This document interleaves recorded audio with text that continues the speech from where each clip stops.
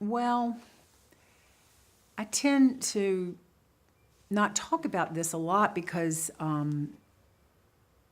think people are uncomfortable with this. If they're uncomfortable with earthly healing, they're really uncomfortable with the spiritual world. But the Bible's really clear about God having armies of angels that can, live up here and intercede down for us. And even the most resistant to any kind of religious faith or even God all know about angels and want angels to intercede for them and pray for angels to help them.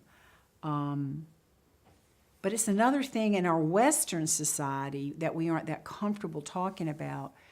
A friend of mine just went to Italy, back to one of her hometowns, to her roots, and they get the Madonna and they get her out of the church, and a lot of European towns do that, and they carry her up. It takes like 3 days to get to the top of the mountain.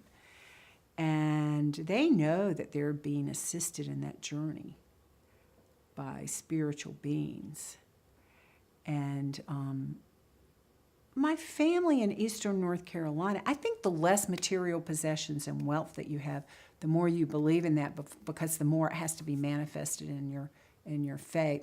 And so my ancestors in Eastern North Carolina, there was a lot of family lore of healers back when there weren't antibiotics. I mean, if you think about it, just my mother's generation, their parents, just 2 generations back, sometimes didn't name their children until they were 1 or 2 because so many of them died.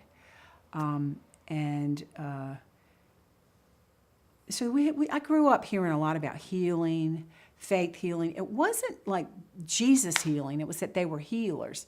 I had never really quite thought of it that way. And stories of angels. My mother grew to be embarrassed about that, though, because I remember once when I was 13, we were in a car accident and we flipped 2 or 3 times, and they just happened to be in a car ahead. And one of my dear friends was in the car, and she got thrown out, and the car landed on her hair. And my mom was, of course, being the mother, was the first one back.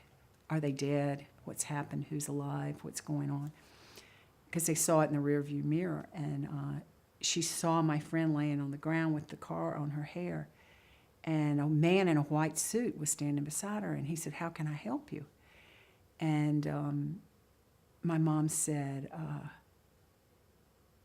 "I've got to get this car off of this girl's head, off of her hair." And he said, "Okay." And he reached over and picked the car up and moved it off my friend's hair. And then, of course, it's a chaos of ambulances, and because there were 6 kids in our car, and there was another car, I think, involved. And she had broken her leg, and so it was a flurry. And when the flurry ended, about 15 or 20 or an hour, I don't know, I was going to the hospital. My mother turned around to thank the man, and she couldn't find him. And she would never exactly say that she thought it was an angel, but she did. But my mother was that sandwich generation of when in America we stopped talking about things like that. She would never tell that story. She would never, if we were say, "Tell the story, Mom, about the man in the white suit." Mm-mm. But she would just tell us. So from that generation where they had to have angels to our generation where we think we're so self-sufficient, we've lost that. That's a nice vocabulary to bring back into America as well.